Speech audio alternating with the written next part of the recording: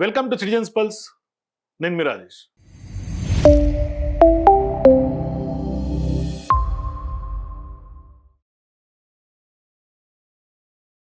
నా వెనకాల బ్యాక్గ్రౌండ్ చూసి ఒక యోధుడి ప్రజాపాలన ఈ బ్యానర్ చూసి మీరందరూ నవ్వుకోకండి దయచేసి.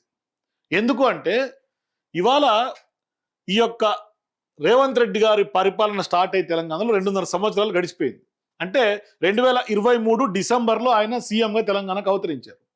మరి ఇవాళ ఏం చేసిండని ఒక యోధుడి ప్రజాపాలనకు సంబంధించి ఇవాళ సినిమా తీస్తున్నారో ఒకసారి తెలంగాణ ప్రజలు మాట్లాడుకుంటున్నటువంటి పరిస్థితి.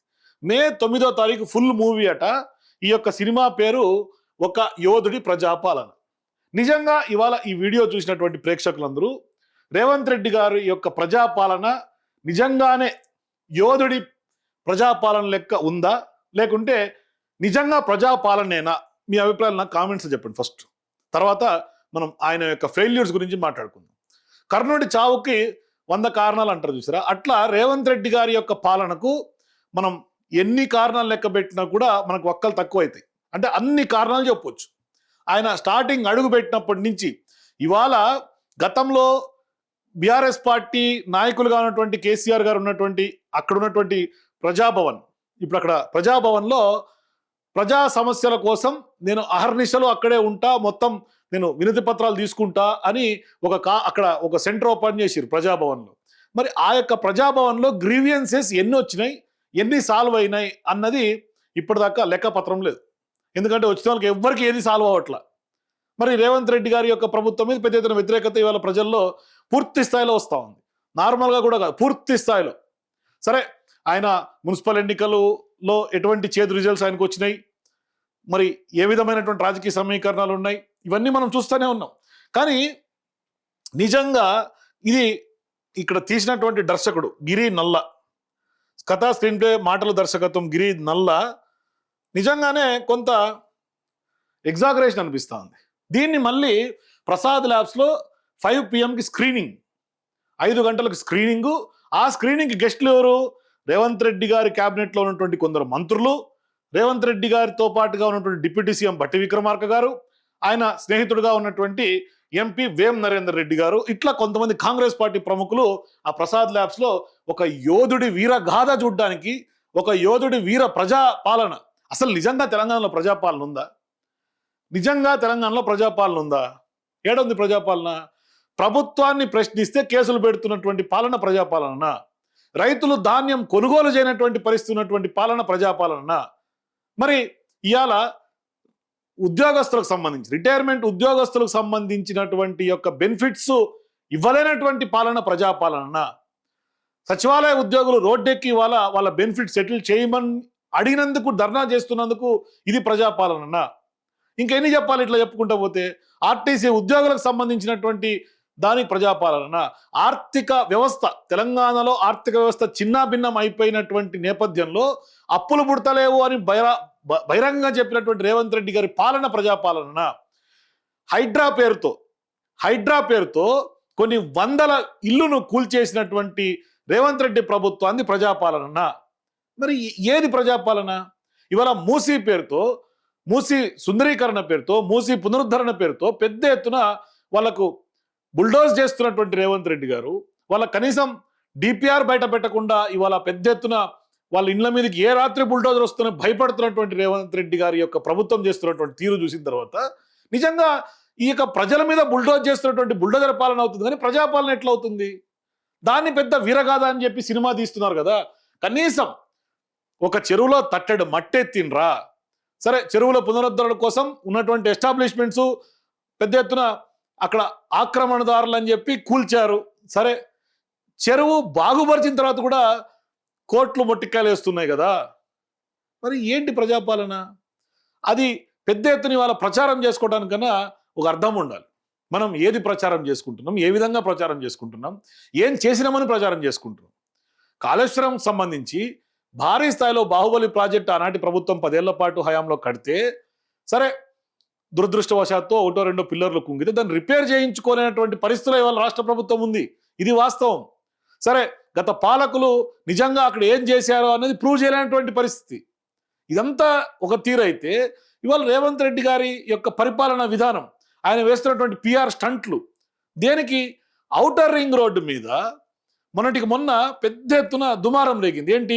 రేవంత్ రెడ్డి గారి కాన్వాయ్ గనక పోతూ ఉంటే ప్రజలు అసహనంతో, అసంతృప్తితోటి, వ్యతిరేకతతోటి హారన్లు మోత మోగిస్తున్నారు. ఇది ఒకటో ఘటన కాదు, రెండో ఘటన కాదు, వరుసగా ప్రతిసారి ఇటువంటి ఘటనలు ఎదురవుతా ఉన్నాయి. ఆయన ఢిల్లీకి ఇప్పటికి 60-70 సార్లు ఢిల్లీకి వెళ్ళొచ్చాడు.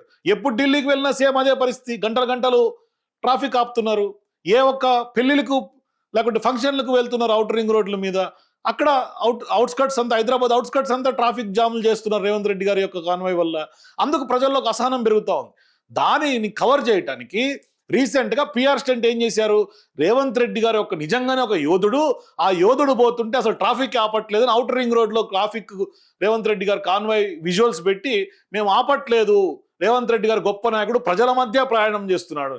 నిజంగా సోయున్నోళ్ళు ఎవరన్నా పిఆర్ స్టంట్ చేసినటువంటి సోయున్న వ్యక్తులు ఔటర్ రింగ్ రోడ్డు మీద ట్రాఫిక్ ఆపే పరిస్థితి ఉంటుందా? అది ఎవరి కాన్వాయ్ అయినా కానీ.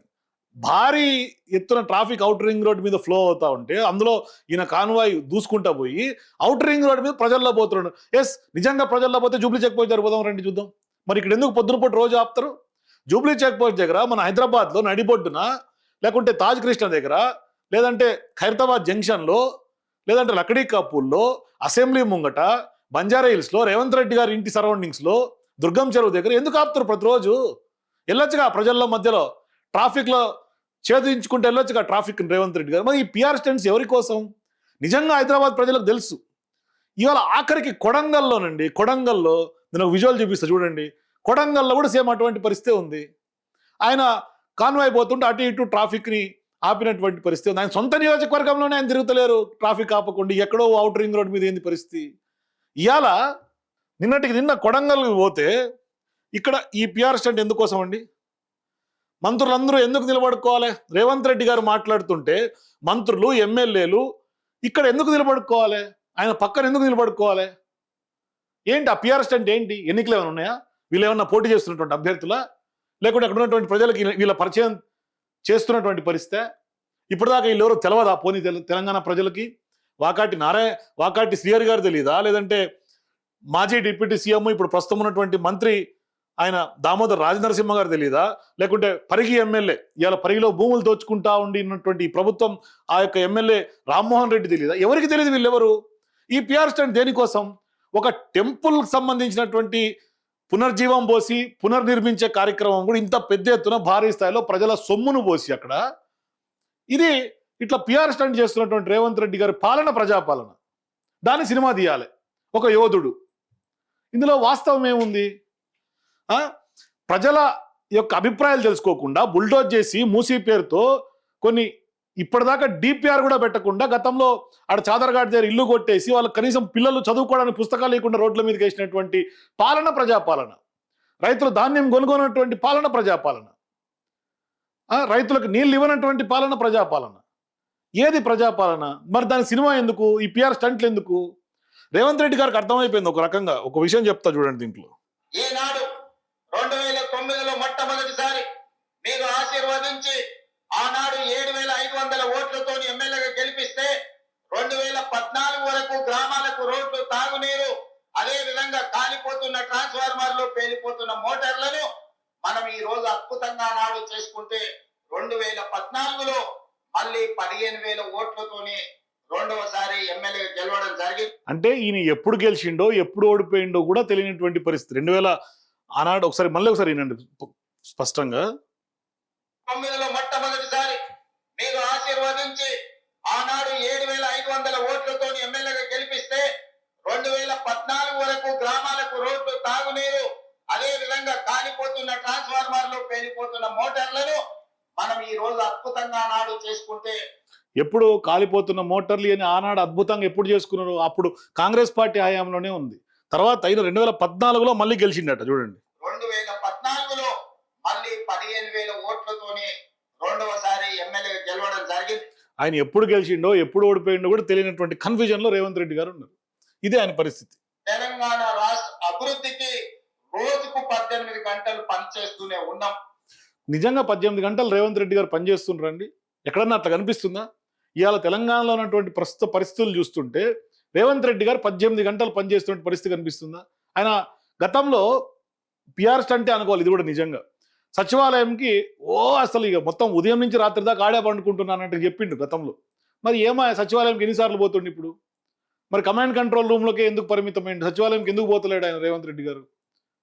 ఆయన ఎక్కడెక్కడ పోతుండు, ఏమేమి చేస్తుండు, ఇంట్లో ఎన్ని సమీక్షలు సమావేశాలు అవుతున్నాయి, ఇవన్నీ చూస్తున్నాం కదా. ఇల్లు వచ్చే పరిస్థితి కూడా ఎన్నిసార్లు ఢిల్లీకి పోయిందో కూడా మనకు తెలుసు కదా. మరి ఇక 18 గంటలు కష్టపడుతున్నా అని ఈయన కాదు, అల్లు అరవింద్ గారు చెప్పాలి ఈయన ఎన్ని గంటలు కష్టపడుతున్నా. ఆయన కరెక్ట్ తెలుస్తుంది ఎన్ని గంటలు. ఎందుకంటే ఆయన ఒకసారి ఇట్లనే చెప్పి మరి రేవంత్ రెడ్డి గారు 24 గంటలు సరిపోతలేవని పరువు తీసిండు ఆయనది. నిజంగా కూడా ఆయన 18 గంటలు పనిచేసే పరిస్థితి ఉందా తెలంగాణలో? అట్లా చేస్తే పాలన ఎంత గొప్పగా ఉండాలి. ఏడుంది పాలన అంత గొప్పగా? మొత్తం విధ్వంస పాలన నడుస్తుంటే ప్రజాపాలన అని చెప్పి 18 గంటలు పనిచేస్తున్నా అంటే ఎట్లయితుంది?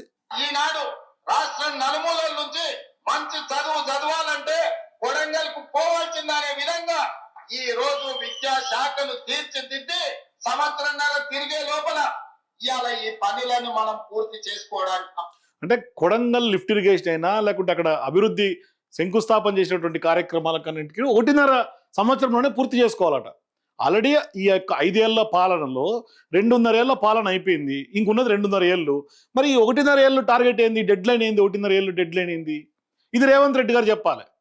ఎందుకు అంటే ఈ 1.5 సంవత్సరంలోనే డెడ్ లైన్ పెట్టుకుని రేవంత్ రెడ్డి గారు, అంటే లాస్ట్ చివరి సంవత్సరం ఎట్లాగో ఎన్నికలు ఉంటాయి కాబట్టి ఇక మళ్ళీ గెలిచే పరిస్థితి లేదని చెప్తున్న రేవంత్ రెడ్డి గారు. ఆయన మాట తీరు చూస్తుంటే 1.5 year డెడ్ లైన్ అని చెప్తా ఉంటే ఇక మళ్ళీ గెలిచే పరిస్థితి లేదని కొడంగల్లో పోయి ఆయన సొంత నియోజకవర్గంలో ఒప్పుకున్నట్టుగా మనకైతే అర్థమవుతా ఉంది. సో ఇవన్నీ చూసిన తర్వాత నిజంగానే రేవంత్ రెడ్డి గారి యొక్క ప్రజాపాలన నిజంగానే ప్రజాపాలనగా కొనసాగుతుందా, మరి ఏ పాలనగా కొనసాగుతుంది? మీ అభిప్రాయాల కింద కామెంట్స్ చెప్పండి. For more videos please watch citizens pulse.